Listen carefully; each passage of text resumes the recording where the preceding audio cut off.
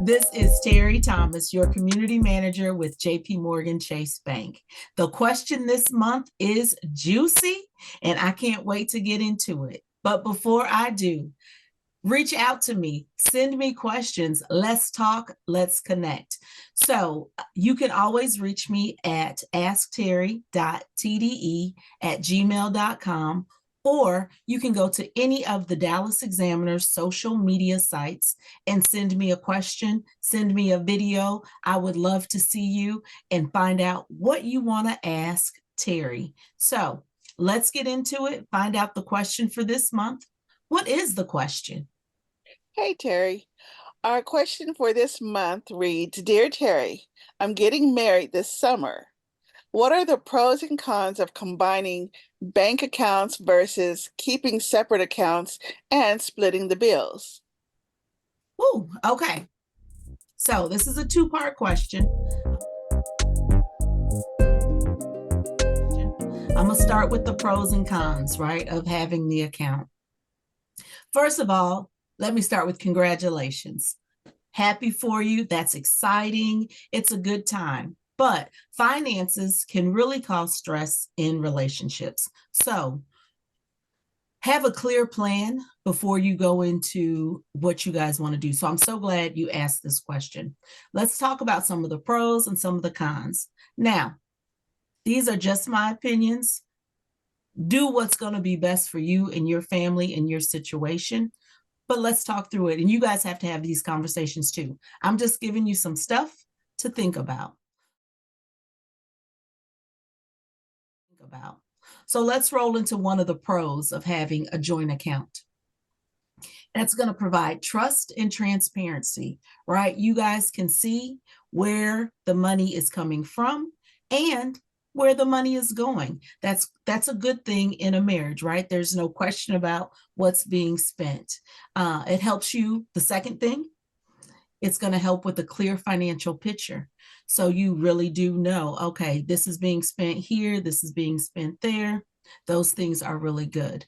It's easier to budget when you have a shared income, and you think about those balance requirements sometimes with accounts. If both your money is going into it, y'all are meeting all the requirements. You don't have to worry about any of that. Let's see, it's easier to pay your shared expenses, pay the bills, and it's easy to plan for those expenses because you know what the total household money is. Together. Some of the cons, there can be a lack of privacy. And you're like, what you talking about, Terri? Okay, so I want to buy my boo thing a gift. Well, if it's coming out of the joint account, he's going to know I'm getting him that watch that he's been talking about. He'll know that I'm buying that jersey of whoever his favorite player is. So that can be some lack of privacy there. Also, you can account for each other's spending, right? Because then you may have the question, why you spend so much getting your nails done? How come you spend so much at the barber? You can't find another barber that's cheaper. You can't pick another service that doesn't cost as much. So those are things that when it's one account can cause some tension. Also, both partners become accountable for the other person's debt. You know, why are we paying $350 a month for this loan that you've had for 3 years? Is it not paid yet? What's going on? Also, in the event of a breakup, then it can be harder to transition your finances when they're all commingled together. The pros definitely are proing, and the cons can be conning. Because of that, I recommend a combination. So do both. Have a joint account and have your two individual accounts. So what that allows you to do is put everything into your main account, and then you guys decide, okay, what's our budget?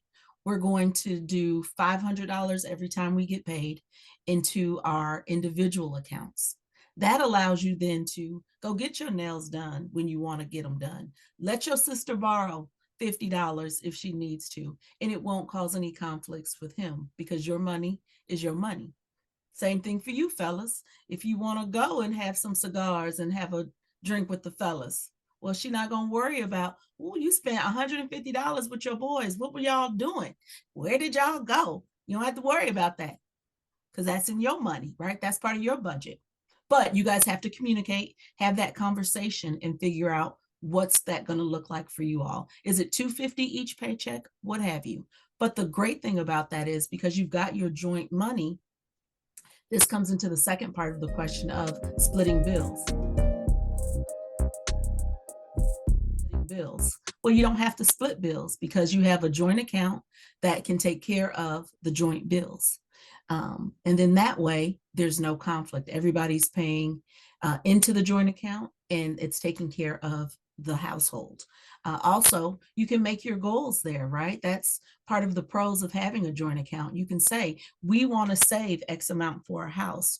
We want X amount saved for a vacation. We're going to put this into our joint savings account. And then you can clearly see, all right, this is how we're moving. And when you have your monies commingled, you're going to get there faster because you have more funds. So I would say do a combination, not just one joint account and not just separate individual accounts, but maybe do both. Again, it's going to work if you guys talk about it, but what really works is what works for you. These are just suggestions from me, from Terri, but you got to do what's going to work for you and your household. But what I've seen be very successful with a lot of our clients is having both. You have the joint account and then you have your individual accounts. And then you guys decide, okay, from our joint account, how much are we each going to put into our individual accounts? So that's fair and equitable. And then you do what you want. You can surprise your boo. You can, help your family. You can go buy that outfit.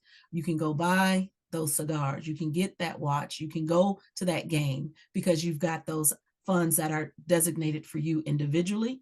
So you don't cause no smoke with your loved one. But those are my responses. That's my take on it. Again, you can't grow if you don't know. So you won't know if you don't ask. So what does that mean? Ask Terri. You can ask Terri at askterri.tde@gmail.com. Or you can go to any of the Dallas Examiner's social media links. There should be all down here below. So go check us out, send a video, send in an email. I can't wait to hear from you guys next month, but I can't wait to hear more questions for Ask Terri. And again, if you are ever in the area, come see me, 67 and Polk over in Oak Cliff. I'd love to say hi. All right, guys, can't wait to see you next month. That's it for this one. Hopefully that helped, and I'll talk to you soon.